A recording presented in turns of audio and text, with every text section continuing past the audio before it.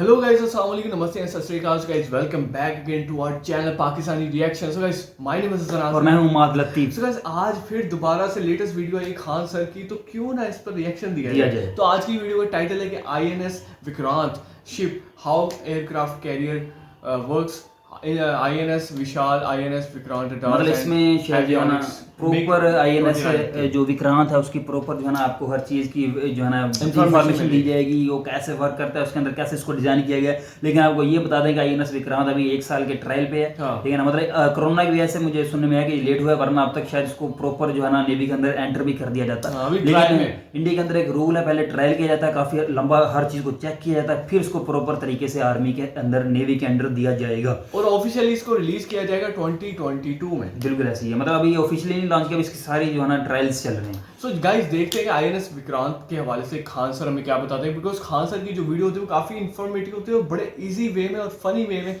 आपको सब कुछ समझा जाता है। तो वीडियो उम्मीद करते हैं इसमें पाकिस्तान पे टोंट नहीं मारा होगा, क्योंकि कभी हमने ऐसी वीडियो मिस नहीं की कि खान सर ने पाकिस्तान में टोंट ना मारा, लेकिन हम उसको एंजॉय करते हैं। मतलब तो बस हमेशा की तरह काउंटिंग से स्टार्ट करते हैं। 3, 2, 1 स्टार्ट। जय हिंद। आईएनएस विक्रांत जो भारत का पहला इंडिजीनियस एयरक्राफ्ट कैरियर है, इसके बारे में टोटल स्पेसिफिकेशन, इसमें कैसे कैसे ये काम करता है एयरक्राफ्ट कैरियर, इसके बारे में समझते हैं। देखिए, भारत जब आजाद हुआ था तो हमारे पास नेवी बहुत कमजोर थी और तटरेखा बहुत बड़ी थी, इसलिए भारत को एयरक्राफ्ट कैरियर की जरूरत थी जिसके ऊपर से हम हवाई जहाजों को उतार सके, क्योंकि फाइटर एयरक्राफ्ट छोटे होते हैं, वो ज्यादा दूर नहीं जा सकते हैं, क्योंकि उनका फ्यूल टैंक भी छोटा होता है। बड़े बनाएंगे तो फिर जहाज पकड़ा जाएगा, मार के गिरा दिया जाएगा, तो छोटे दूर तक ही वो जा सकते हैं, इसलिए हमें एयरक्राफ्ट कैरियर की जरूरत पड़ी। जो द्वितीय विश्व युद्ध में सबसे ज्यादा यूज हुए, तो ब्रिटेन का एक जहाज बन रहा था HMS हरकुलियस, ये अपने काम नहीं आ सका, क्योंकि ये बनते बनते कि द्वितीय विश्व युद्ध खत्म हो गया। तो भारत ने इसे 1957 में खरीद लिया और 1961 में अपने हिसाब से इसे मॉडिफाई करके अपने कैरियर में शामिल कर लिया, और ये 1997 तक भारतीय सेना में रहा ये एयरक्राफ्ट कैरियर। हमने उसको नाम दिया आईएनएस विक्रांत। तो विक्रांत जो है हमारे साथ कई यादें जोड़ा है 1971 की लड़ाई में। 1971 की लड़ाई में बांग्लादेश का नक्शा पलट के रख दिया यही विक्रांत। इसको डुबाने के लिए आया था पाकिस्तान का PNS गाजी, जो खुद डूब के चला गया। और 1971 की ये वीडियो को, ये पिक्चर को कोई भूल नहीं सकता। हालांकि 1971 की लड़ाई पे हम पूरा एक वीडियो बना दिए हैं, कितने लोग देख लिए होंगे लोग। अब हम समझते हैं विक्रांत के बारे में। विक्रांत जब रिटायर हुआ तो इसे तोड़ दिया गया। हालांकि ये नहीं तोड़ना चाहिए था, इसे एक म्यूजियम बना देना चाहिए, क्योंकि इसने पाकिस्तान के 2 टुकड़े किए थे, इसे करना गलत था। हालांकि इसे डिमोलिश कर दिया गया यहाँ पर, और इसके लोहे को, मतलब बहुत ज्यादा इसमें लोहा निकलता है, इस लोहे को बजाज कंपनी ने खरीद लिया था और उसने एक मोटरसाइकिल बनाया था विक्रांत। आप देखे होंगे उसका इस तरह से लोगो रहता है। हालांकि एक तरह से अच्छा ही काम किया, उसने कहा कि इसमें देश का लोहा लगा हुआ है विक्रांत जहाज का। विक्रांत के डिमोलिश के बाद हमारे पास एक और था विराट, उसको भी हम लोगों ने रिटायर कर दिया। विक्रांत और विराट के रिटायर होने के बाद भारतीय नौसेना ने यूक्रेन से, जो पहले USSR का था, आईएनएस विक्रमादित्य को खरीदा। ये Q क्लास का एक एयरक्राफ्ट कैरियर था, इसको हम लोग ने मॉडिफाई किया और इसे रखा। तो भारत जैसे इतने बड़े तटरेखा वाला, और भारत के दोनों तरफ दुश्मन है। अब यहाँ पे चाइना ने ग्वादर पोर्ट बना लिया, इसलिए उसका यहाँ से कनेक्टिविटी भी ईजी है, और चाइना इस साइड से भी। तो हमें 2 एयरक्राफ्ट कैरियर की हमेशा जरूरत पड़ती है, एक एयरक्राफ्ट कैरियर से हो नहीं पा रहा था। तो हम लोगों ने एक दोबारा विक्रांत बनाया। अब आप कहेंगे सर दोबारा कैसे विक्रांत, वो तो टूट चुका था। तो समझिए कैसे। आप बाहुबली मूवी देखे होंगे, भाई बकलोलिया के चक्कर में बेचारा मरा गया, ही कटप्पा मार दिया, तो अमरेंद्र बाहुबली मारा, तो उसका बेटा जो आया सेम उसी शकल का, लगभग नाम मैच था। तो वैसे ही हम लोग का विक्रांत आया। एक विक्रांत जो खत्म हो गया, तो जिस तरह से अमरेंद्र बाहुबली के जगह पे महेंद्र बाहुबली आए थे, उसी तरह विक्रांत फर्स्ट के जगह पर विक्रांत सेकंड आया। पहला विक्रांत ब्रिटेन का बना था HMS, और इसको हम लोगों ने खुद ही बनाया है। तो इसको बना लिया है, अभी इसे हम लोगों ने सी ट्रायल में भेजा है। ये लगभग 22,000 करोड़ में बनाया गया है इसे, और इसे बनने में लगभग 10 साल लगा। अभी 1 साल और इसका सी ट्रायल लगेगा। 2013 से 2022 के बीच में इसे बनाया गया। ये इंडिजीनियस बना है। जब कोई चीज उसी देश में बनता है तो उसे इंडिजीनियस कहते हैं। इसका लगभग 80% पार्ट, 60 से 70%, 80 नहीं, इंडिया में ही बना है, तो इंडिजीनियस है। बाकी बहुत सी चीजें बाहर से आती हैं, ऐसा कोई बड़ी बात नहीं है। इसमें लगभग आप समझिए कि 1.25 लाख हॉर्स पावर की इसकी क्षमता है, यानी 1,10,000 घोड़ा मिलकर जितना खींचेंगे सोचो अकेले खींच देता है। 2021 में इसका सी ट्रायल होगा। इसे कोची शिपयार्ड लिमिटेड ने बनाया है। कोची शिपयार्ड लिमिटेड भारत का सबसे बड़ा शिपयार्ड है, जो बड़े बड़े जहाजों को बनाता है। पहले इसे ड्राई डॉक में रखा जाता है, नीचे का पेंदी उदी बना दिया जाता है, सब कुछ हो जाता है, तो इसे समुद्र में उतार दिया जाता है। समुद्र में उतारने के बाद इसके ये एविएशन कॉम्प्लेक्स, ऊपर रडार वगैरह इस सब चीज के ऊपर के डेक को बनाया जाता है। शुरुआत में जब ये डाई डेक में रहता है तो इसमें कुछ नहीं होता है। जैसे देखिए ना, इसका ये जो कॉम्प्लेक्स था यहाँ पर एविएशन कॉम्प्लेक्स तो है ही नहीं है, तो पहले नीचे का एरिया बना दिया जाता है। जब पूरा बन जाता है तो इसे बाहर में खड़ा कर दिया जाता है। देख रहे हैं यहाँ पर ये बहुत बड़ा है कोची शिपयार्ड, यहाँ एक कोपचा टाइप का देख रहे हैं, इसमें सुसरा इसको घुसा देगा और इसका मेंटेनेंस करेगा। तो कोची शिपयार्ड बहुत बड़ा है, इसमें इसीलिए टाइम लगते हैं, नहीं तो छोटे मोटे जहाज में झमेला ही नहीं है।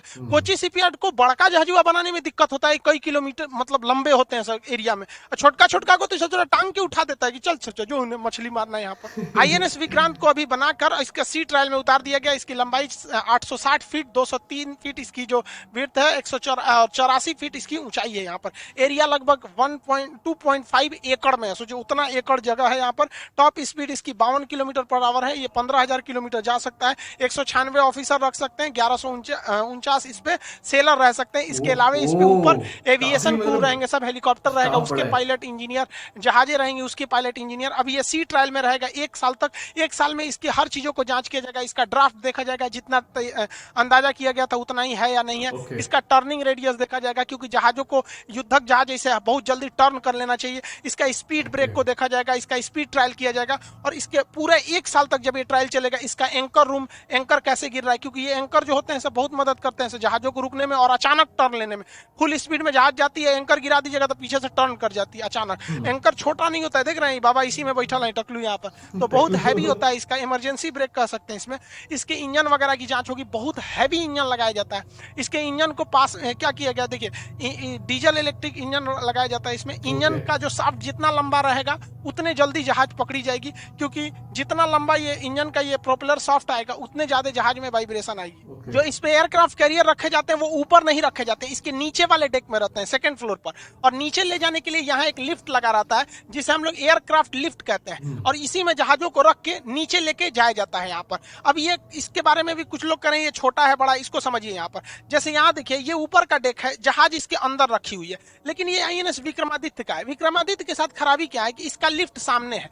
लिफ्ट सामने का होने की वजह से जहाजों को जितना बड़ा जहाज है उतने बड़े लिफ्ट करना पड़ेगा, जबकि आईएनएस विक्रांत जो हम लोगों ने बनाया है इसका लिफ्ट जो है वो सी फेसिंग की ओर, समुद्र की ओर। तो देखिए ये लिफ्ट जब सी फेसिंग की ओर रहता है तो ये लिफ्ट छोटा भी रहेगा ना, तो जहाज यहाँ ले आइए और जहाज का कुछ हिस्सा बाहर लटका दीजिए, कोई दिक्कत नहीं है। तो हम लोग का जो लिफ्ट है वो सी फेसिंग है विक्रांत का, दो लिफ्ट है। एविएशन कॉम्प्लेक्स जो ऊपर आइलैंड होता है उसके एक साइड इधर एक साइड इधर, दो लिफ्ट है। अब यहाँ देखिए यहाँ पर इसका ये लिफ्ट, इसका जहाज का इतना हिस्सा देखिए समुद्र के बाहर है, फिर भी कोई दिक्कत नहीं है यहाँ पर, क्योंकि ये सिर्फ इसी फेसिंग है। फिर इसको उठा लिया जाए, देखिए सारी जहाजें अंदर होती हैं, अंदर ही इसकी सर्विसिंग, मोबिल तेल पेट्रोल डीजल ये सब बंद किया जाता है, बदला जाता है, सर्विसिंग वगैरह सब अंदर होता है। जहाजे में फ्यूल वगैरह सब अंदर लोड कर दिया जाएगा, हथियार वगैरह लोड करके उसके बाद ऊपर ला दिया जाता है। ऊपर खड़ा है सब जो है सब ऊपर एकदम रेडी है सभी सब। और नीचे बात देखिए 2-4 को झांक रहे हैं सब इधर, सब अभी सर्विसिंग हो रहा है इसका। कुछ लोग का कहना है कि ये 9 मीटर का ही है ये लिफ्ट। अब किसी ने इसे जांचा नहीं है, सैटेलाइट इमेज के हिसाब से उन लोगों ने अंदाजा लगा दिया है 9 मीटर का है। इनका कहना है कि भाई देखिए इसमें ना मिग 29 के फिट हो जाएगा, क्योंकि मिग 29 जो के है नेवल वर्जन है, इसका विंग्स ऐसे फोल्ड हो जाता है। तो जब ये हैंगर में जाता है ना तो इसे फोल्ड करके नीचे चल जाता है, उतर के आता है, जब उड़ना रहता है तब खोलता है फिर उड़ जाता है। अब ये लेकिन तेजस भी आराम से फिट हो जाएगा। लेकिन जो अभी नेवी में सबसे तगड़ा चल रहा है F-18 सुपर हॉर्नेट, ये फिट नहीं होगा, राफेल भी फिट नहीं होगा। अब ये किसी ने नापा नहीं है। अब दूसरी बात, ना हमारे पास F-18 है और ना ही राफेल का नेवल वर्जन है, इसको आने में भी अगर 8-10 साल लगेंगे। तो अगर मान के चलिए ये फिट नहीं हो पाएगा तो हम इसे लंबा चौड़ा कर देंगे, तो आप कहेंगे सर उसके लिए 6 महीना टाइम लगेगा इसको अलग करना के। भैया इसको सर्विसिंग में भी 6 महीना लगती है, किसको, पूरी बड़की जहाजिया। तो 6 महीने मान के चलिए हमें इसे चौड़ा करना पड़ा, तो जब ये सर्विसिंग में जाएगी तो वहीं कह दिया जाएगा नेवी वालों से भाई इसको और चौड़ा कर दो। हालांकि इसमें कहा जा रहा है कि 11 मीटर का है, लेकिन ये बहुत बड़ा इशू नहीं है, जब जरूरत पड़ेगी तो हम लोग कर लेंगे। अभी हमारे पास कौन सा है, तेजस ही है, नेवल तेजस तैयार कर रहे हैं, मिग 29 की है। अब वो ये सब जहाज आएंगे 2030 के टाइम पे। हाँ ये बात अलग है कि लिफ्ट को बड़ा होना चाहिए, जरूरत से थोड़ा सा ज्यादा ही बड़ा रहना चाहिए। छोटे में अगर लिफ्ट छोटा रहेगा तो जहाजिया ऊपर फंस जाएगी। मान के चलिए लिफ्ट छोटा है, जहाज बड़ा, इसे रख दिए इसी पे जहाज, लिफ्टवा नीचे चल जाएगी, ऊपर फंस जाएगा इसे। इसका जो डेक होता है इसकी मार्किंग को समझते हैं। देखिए ये रेड लाइन जो दिखा रहा है, ये रेड लाइन ये हैंगर एरिया है, यहाँ जहाजों को खड़ा करना हो रहता है, यहाँ जहाजें खड़ी रहेंगी, वो जहाजें खड़ी रहेंगी जो रेडी टू फाइट है, और ये तो हैंगर है यहाँ पर, इसके रास्ते अंदर नीचे चली जाएंगे। अब ये जो येलो लाइन है ये रनवे का लाइन है। इसमें दो टाइप के रनवे होते हैं, एक शॉर्ट टेक ऑफ के लिए, यहाँ से जो टेक ऑफ करेगा जहाज उसको पूरे फुल पावर के साथ उड़ना पड़ेगा क्योंकि ये रनवे छोटा होता है। एक यहाँ रहता है, यहाँ पे थोड़ा ये लंबा रनवे होता है। दोनों में सेम जहाजें उड़ती हैं, लेकिन अगर मान के चलिए आप ही को 100 मीटर का दौड़ और 200 मीटर का दौड़ लगाना है तो एनर्जी में डिफरेंस आता है। इसको इसलिए रखा गया है दो टाइप का कि ज्यादा से ज्यादा जहाजों को कम समय में उड़ाया जा सके। एक यहाँ से फटाक से उड़ान भरा, 2 सेकंड का गैप देके एक ठोक उधर उड़ा दीजिए यहाँ पर, और एक ही रनवे रहता तो दिक्कत होता। इस रनवे के अलावा यहाँ पर लैंडिंग के लिए ये वाला स्ट्रिप होता है, लैंडिंग वाला स्ट्रिप होता है यहाँ पर, इस पर जहाजें लैंड करती हैं। ये गोल वाला है हेलीकॉप्टर को उतरने के लिए है, यहाँ पर हेलीकॉप्टर वगैरह को। आप कहेंगे सर यहाँ हेलीकॉप्टर रहेगा तो लैंडिंग कैसे करेगा? हेलीकॉप्टर को उड़ा दिया जाएगा, लैंड करके फिर रख देते हैं, अपने यूज के हिसाब से होता है यहाँ पर। अब इसके लैंडिंग के टाइम पे पीछे अरेस्टेड वायर रखना पड़ता है। देखिए यहाँ पे जहाजें हैं, ये खाली पे है, इसमें भी खाली दिखाया गया है, जबकि यहाँ पर है पूरा हैंगर लोड है। यहाँ पर ये सारी जहाजें जो हैं रेडी टू फाइट पे खड़ी हैं सब। यहाँ पर ये यहाँ पर है, अभी रनवे के पास देखिए, यहाँ से ये टेक ऑफ के लिए रेडी है, यहाँ से टेक ऑफ कर सकता है। यहाँ पर जहाजों को आजकल उतारने के लिए कम जगह पे अरेस्टेड लैंडिंग किया जाता है। यहाँ 3 वायर होते हैं। अमूमन जहाज का जो पायलट होता है जब लैंडिंग करने के लिए आता है तो इन 3 वायर में से बीच वाले वायर में फंसाने के लिए वो ज्यादा प्रीफर करता है, क्योंकि पहले में अगर फंसाता है तो हो सकता है कि उधरे गिर जाए। देखिए जहाज में नीचे हुक लगा होता है, इसी को कहते हैं अरेस्टेड लैंडिंग। ये आता है और इसमें फंसा लेता है, और ये फंसाता है तो ये जहाज लैंड करती है ना इसी हुक के वजह से।